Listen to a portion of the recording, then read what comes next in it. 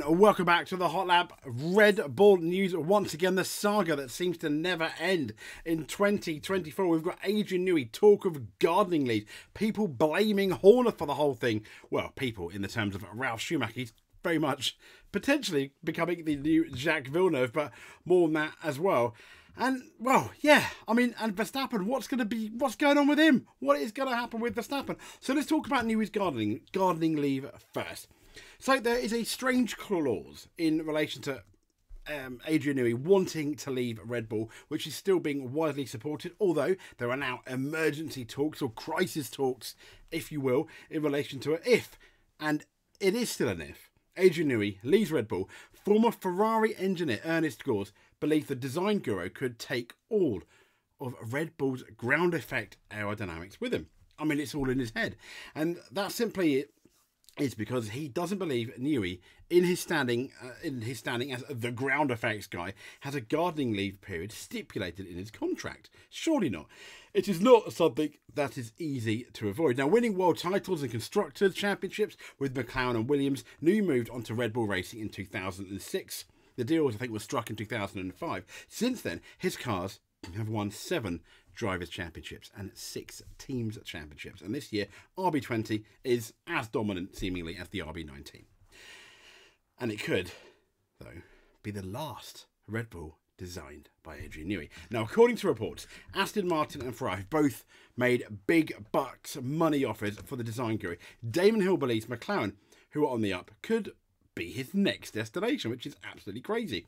So the only concern for any team courting Newey is the potential 6 to 18 month layoff, as known as gardening leave, as in you tend your garden, that old story. But such is Newey's prowess and asking price that Nors, a former F1 engine engineer at Ferrari, reckons the Briton may have circumvented gardening leave in his contract. He said it's not something that's easy to avoid, who experienced such a period himself. He went on to say, certainly for the lesser gods, like in my case, you have a little power in your contract when you sign with a team to say, I don't accept that gardening leave. So for the lesser people, it is much more restrictive. For a top designer like Newey, I can imagine that he may have stipulated when he was appointed to Red Bull that he doesn't want gardening leave, that he wants to be able to decide for himself when he will start working again. And you can always contest it, and that may well be the case. I mean, I've always figured that Newey, gardening leave, I mean, if he leaves Red Bull, it would be a case of maybe a couple of years. People have saying since until 2027, for example. However, if Adrian turns around and this Christian Horner thing, once again, denies innocence, proven guilty, makes, well, all starts going wrong, let's say. He can say, my reputation was at risk, I can leave right away, screw the gardening leave. I'd imagine there may well be a clause, there may be some legal loophole in relation to that. If you leave a company because you're worried that they will tarnish your reputation and there's a reason why you left. I'm not a lawyer by any means, but it could be interesting. So let's talk about, though, Verstappen. Once again, more rumours. Verstappen to Mercedes.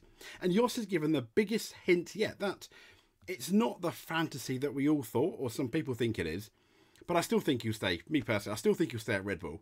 I mean, he's guaranteed a 2025 championship, isn't he? But Verstappen, as in Jos, has offered a clear hint that Max may well be evaluating the future somewhere away from Red Bull amid these persistent rumours about Mercedes.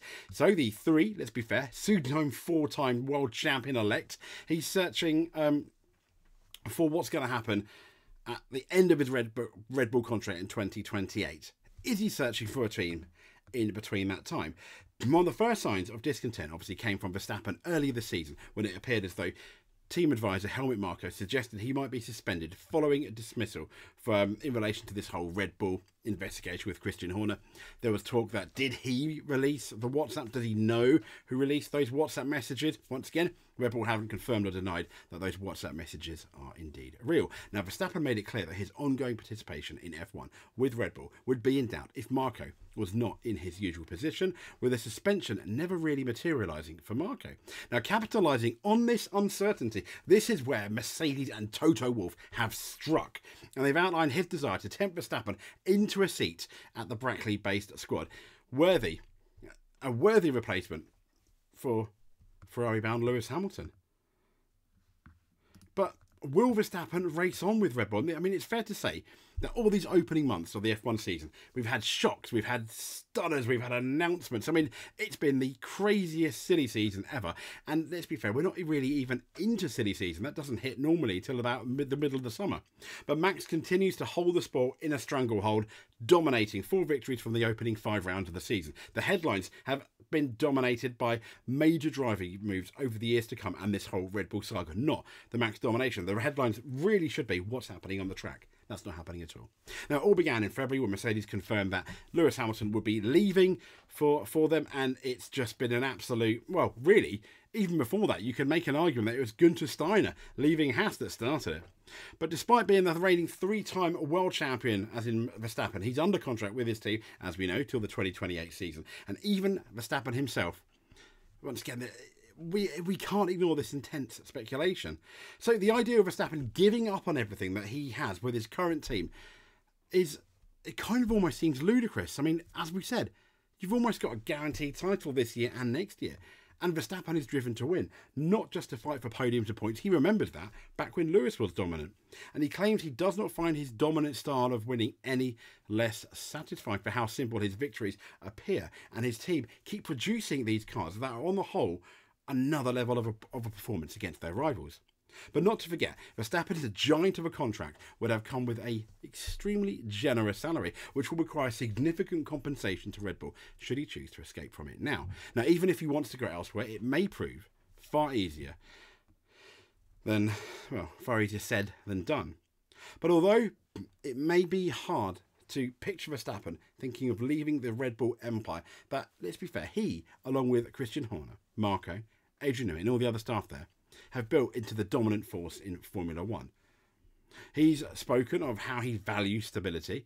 When rumours swirled around the departure of team advisor Helmut Marko from the team, he said it was very important that they keep together.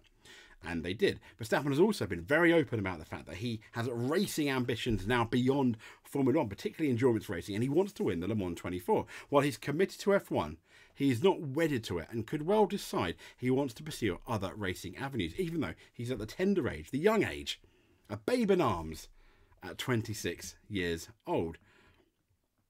So what I think is quite interesting, though, is they have done a poll on racefans.net. So let me quickly get the screen up there. So hopefully you will be able to see the poll. If I just transfer. Okay. So here's the poll. Will Verstappen see out his Red Bull contract until it expires at the end of 2008? No opinion, 4%. No, Verstappen, that's 60%, will stop racing in Formula One before his Red Bull contract ends.